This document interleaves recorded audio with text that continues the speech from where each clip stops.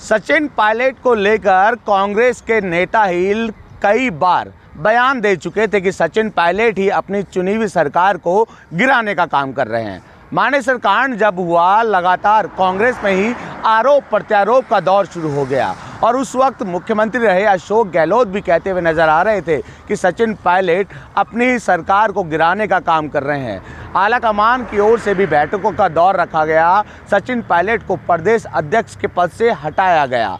उस वक्त अशोक गहलोत का बयान सामने आया था, जब अशोक गहलोत ने कहा था कि दिल्ली में बैठी बीजेपी की सरकार की ओर से चुनी हुई सरकारों को गिराने का काम किया जा रहा है और कहीं ना कहीं कांग्रेस के विधायकों को खरीदने की कोशिश की जा रही है, उनको पैसों का प्रलोभन दिया जा रहा है। अशोक गहलोत ने तो यहाँ तक भी कहा था कि कांग्रेस के जिन विधायकों ने पैसे लिए हैं वो उन्हें लौटा दे, अगर आपके पास पैसे नहीं हैं तो एआईसीसी कार्यालय से वो दिलवा देंगे।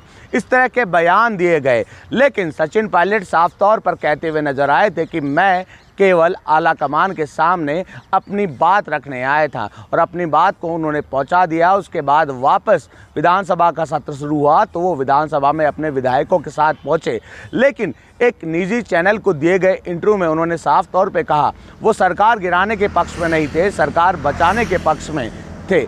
2018 की विधानसभा चुनाव की अगर बात कर लें, 2018 के विधानसभा चुनाव में जिस तरह सचिन पायलट मजबूती से मैदान में उतरे थे, उस मैदान में उतरने के साथ ही जीत दिलाने का काम, यूँ कहें कि कांग्रेस को सत्ता में लाने का काम सचिन पायलट की ओर से किया गया था।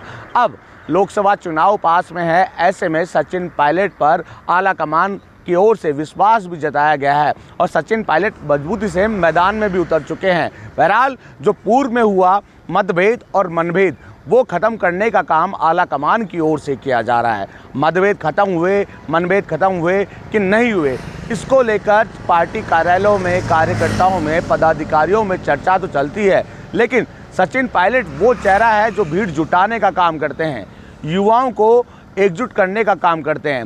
हर बार सचिन पायलट की सभा में यूँ कहें कि मंच पर युवा चेहरे नज़र आते हैं और युवाओं को आगे लाने का काम सचिन पायलट की ओर से किया जाता है। लेकिन अब सचिन पायलट यूँ कहें कि पुरजोर तरीके से लोकसभा चुनाव को लेकर एक्टिव हो चुके हैं। सचिन पायलट पर आलाकमान ने भी विधानसभा चुनाव से पहले विश्वास जताया था, सीडब्ल्यूसी का सदस्य बनाया। सीडब्ल्यूसी का सदस्य बनाने के बाद सचिन पायलट की ओर से ताबड़तोड़ सभाएं की गई, सभाओं के माध्यम से जनता का मन टटोलने की कोशिश भी की गई।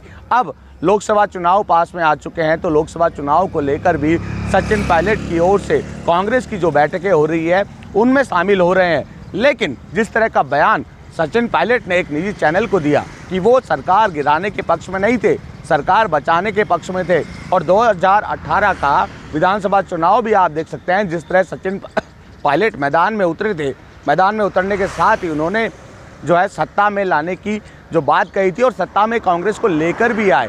अब सचिन पायलट की क्या भूमिका लोकसभा चुनाव में रहती है, आलाकमान क्या जिम्मेदारी देता है, क्योंकि सचिन पायलट को अभी छत्तीसगढ़ का प्रभारी महासचिव बना दिया गया है। बहरहाल देखने वाली बात यह है कि सचिन पायलट को आलाकमान क्या जिम्मेदारी देता है, क्योंकि सचिन पायलट को लेकर हमेशा राजस्थान में चर्चाएं शुरू हो जाती है। अब चर्चाओं पर लगाम लगती है या फिर चर्चाएं जारी रहती है, ये भी देखने वाली बात होगी। हसन पांडे, TV9 जयपुर।